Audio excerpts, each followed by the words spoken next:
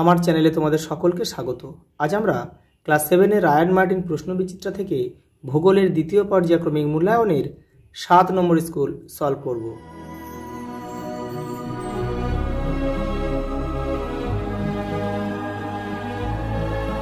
দেখে নাও প্রথম প্রশ্ন। ইন্দোনেশিয়ার ক্রাকাতোয়া হলো একটি আগ্নেয় পর্বত।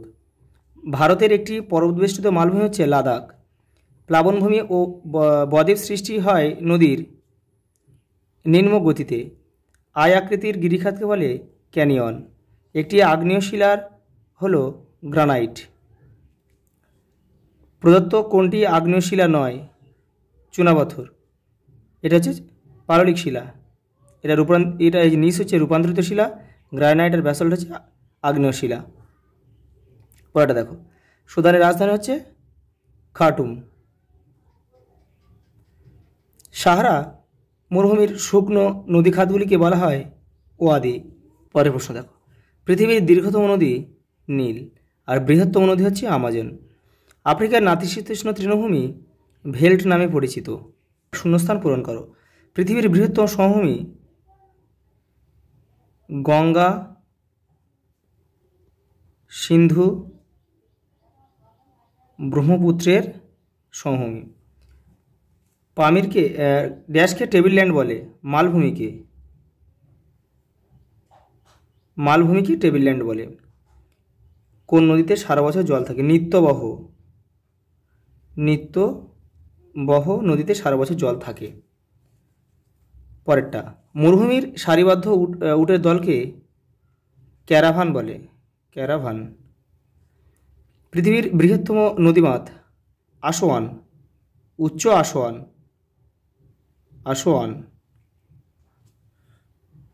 পরের প্রশ্ন দেখো। লোয়েস সমভূমি কী দ্বারা গঠিত? বালি। ভারতের সাতপুরা কী জাতীয় পর্বত? স্তূপ পর্বত। মৃত্তিকায় খনিজ পদার্থ কত শতাংশ থাকে? 45%। ভূগর্ভের তাপে ও চাপে কোন শিলার উৎপত্তি হয়? রূপান্তরিত শিলা। ভিক্টোরিয়া জলপ্রপাত কোন নদীর উপর অবস্থিত? জাম্বেসি। পরেরটা দেখো। আফ্রিকা মহাদেশের সর্বোচ্চ শৃঙ্গের নাম কি? Mount Kilimanjaro.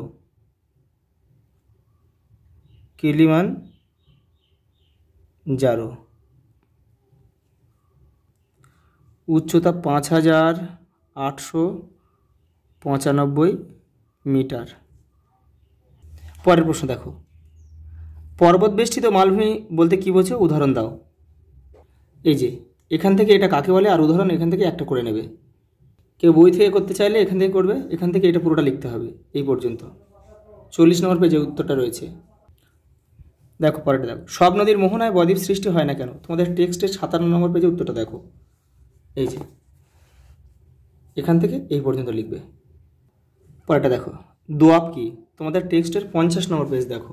এই যে পাশাপাশি প্রবাহিত দুটি নদীর মধ্যবর্তী স্থানকে দোয়াব বলে। পরেরটা দেখো। অন্তর্বাহিনী নদী কাকে বলে? এই যে এখান থেকে এই পর্যন্ত উদাহরণ দেবে ভারতের লুনি।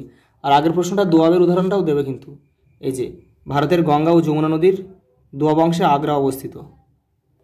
পরেরটা দেখো। আফ্রিকা মহাদেশের চতুর্সীমা বর্ণনা করো। 102 নম্বর পেজ। এই যে এখান থেকে এই পর্যন্ত।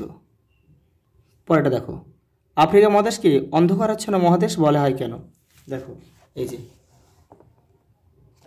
এখান থেকে এই পর্যন্ত। পরের প্রশ্ন দেখো। বহুমুখী নদী পরিকল্পনা কাকে বলে? এই যে এখান থেকে এই পর্যন্ত।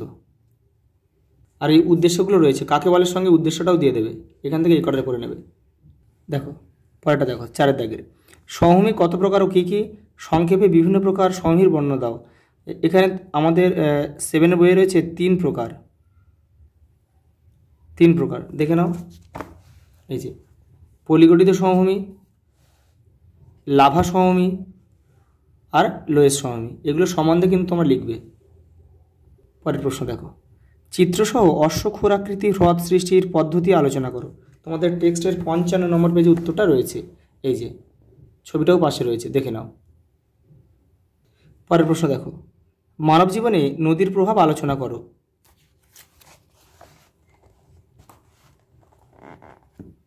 এই যে এখান থেকে এত পর্যন্ত রয়েছে, তোমরা এখান থেকে 6 থেকে 7টা করবে।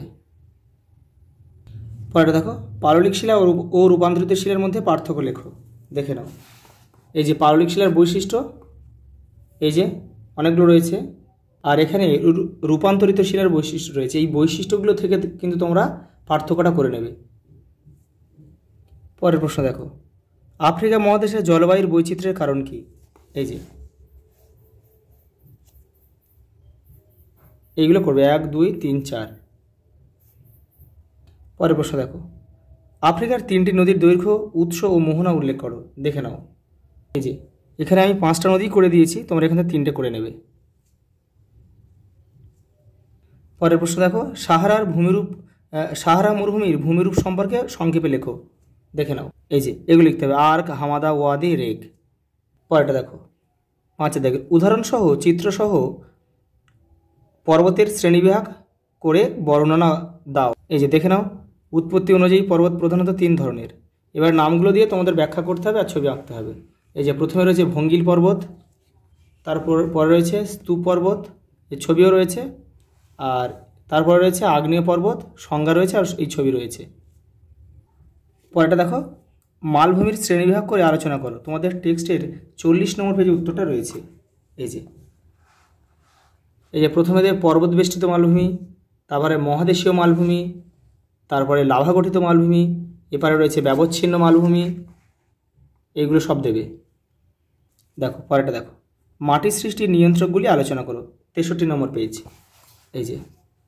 এই যে মাটি সৃষ্টি নিয়ন্ত্রক, শিলা, জলবায়ু, ভূপ্রকৃতি, জীবজগৎ, এগুলো সব করবে।